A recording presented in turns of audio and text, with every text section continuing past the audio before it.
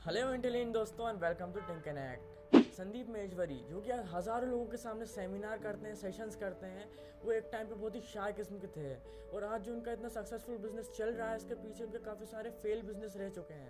तो वीडियो में बने रहिएगा लास्ट तक, मैं आपको पूरा बताऊंगा ज़ीरो से हीरो तक का उनका सफ़र। तो शुरुआत करते शुरुआत से।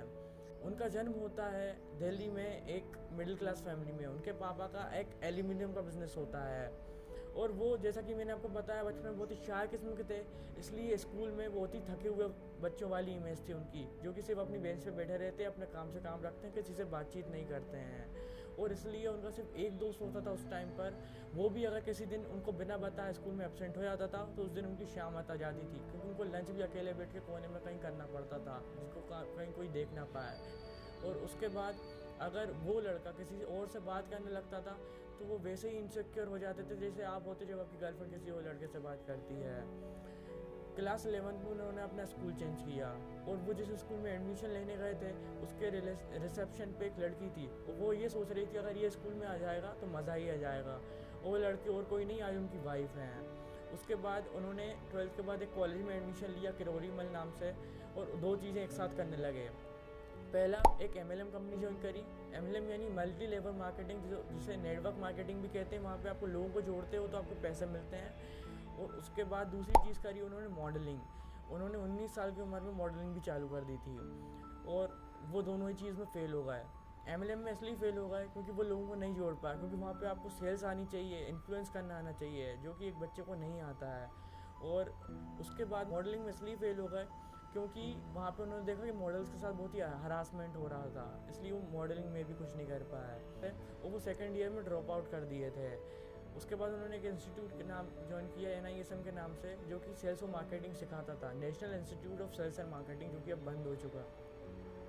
वहाँ पे उन्होंने बहुत कुछ सीखा प्रैक्टिकली, ऐसा वो बताते हैं, वो उनकी लाइफ का एक बहुत इंपॉर्टेंट हिस्सा था। और उसमें एक ऐसा रेफरल सिस्टम चलता था कि अगर आप किसी को भी ज्वाइन करवाते हो तो आपको 20% कट मिलता है टोटल फीस में से कमीशन के रूप में। तो उन्होंने एक दोस्त को ज्वाइन करा पाया बहुत ही मुश्किल से, वहाँ से उनको 2000 रुपये मिले जो 18 साल की उम्र में। और उससे पहले भी उनको एक मोपेड गिफ्ट करी थी उनके पापा ने जब वो 13 साल के थे, जिसमें गियर्स नहीं होते थे तो कोई भी चला सकता था। वो उसको रेंट पे देते थे, पेट्रोल को पैसे भी उनसे लेते थे दोस्तों से, और उससे भी उन्होंने कुछ पैसे कमाए थे। उसके बाद उन्होंने एक दोस्त को देखा जो कि मॉडलिंग कर रहा था, वो अपनी पोर्टफोलियो बनवा के लाया था। मॉडल्स को पोर्टफोलियो बनवानी होती है अपनी फ़ोटोज़ की, जहाँ पे जिससे उनको काम मिलता है कि देखिए ऐसा मेरा काम है, मेरी फ़ोटोज़ हैं। तो उन्होंने वो सोचा कि तो मैं भी कर सकता हूँ, मेरी फ़ोटो खींच सकता हूँ। उन्होंने ऐसे ऐसे रुपये जुगाड़े और एक कैमरा ख़रीद लिया और इधर उधर से किसी को भी पकड़ के, कोई मॉडल होता है या कोई भी मिल जाता था, उसके सुबह से लेकर शाम तक पूरा शूट करते थे वो उनका। और वो फोटोग्राफी के बारे में काफ़ी कुछ सीखने भी लगे थे। और इससे ही कुछ दिनों में जब वो अच्छी फ़ोटोग्राफ्स निकालने लगे तो वो 20 से 25 हज़ार रुपये महीने का कमाने लगे। सोचिए अर्ली 20s में 20 से 25 हज़ार रुपये कमाने लगो आप, कितनी अच्छी बात होती है। उसके बाद एक MLM कंपनी आई, वो उसमें उन्होंने सोचा कि इसमें जाता हूँ मैं। उन्होंने फिर सब कुछ छोड़ दिया था। उनके दोस्त बोला कि ये छोड़ यहाँ पे आ जा। उन्होंने अपना कैमरा बेचा क्योंकि अब वो रुपये कमाने लगे थे, तो उसकी सेविंग भी कुछ थी उनके पास, लेकिन फिर भी 70,000 रुपये नहीं हो रहे थे जो कि उस MLM कंपनी की ज्वाइनिंग फीस थी। तो उन्होंने दोस्त से उधार रुपये लिए और वहाँ पे अंदर घुस गए, क्योंकि उन्होंने अब National Institute of Sales and Marketing से सेल्स और मार्केटिंग सीखी थी। पहले भी कुछ काम कर चुके थे वो फोटोग्राफी का, यहाँ पे क्लाइंट्स की ज़रूरत होती है, इसलिए अब उनको सेल्स और मार्केटिंग आती थी, और जो कि MLM में सबसे ज़्यादा ज़रूरी होता है। इसलिए वो 11 महीने में वहाँ पे डायरेक्ट डिस्ट्रीब्यूटर बन गए, यानी उनके नीचे 100-125 लोगों की टीम थी। और इसीलिए ही अब वो अर्ली 20s में वहाँ से लाख 1.25 लाख महीने का कमा रहे थे, जो कि इन्फ्लेशन से एडजस्ट करें तो 1.5 लाख से 1.25 लाख तक का होता है। सोचिए इतना अच्छा रुपये कमाने लगे थे। लेकिन वहाँ भी वो भी छोड़ दिया उन्होंने, क्योंकि उन्होंने सोचा अब मैं खुद की MLM चालू करता हूँ। उन्होंने 2 पार्टनर्स के साथ इन 3 लोगों ने एक नई MLM कंपनी चालू करी, जो कि अच्छी चल भी रही थी, लेकिन उसे भी उनको 6 महीने में बंद करना पड़ा, क्योंकि पार्टनरशिप में कुछ एरर्स आ रहे थे। और उन्होंने जो पैसे उस कंपनी में लगाए थे वो भी गए और कुछ मिला भी नहीं, जबकि वो कंपनी प्रॉफिटेबल थी।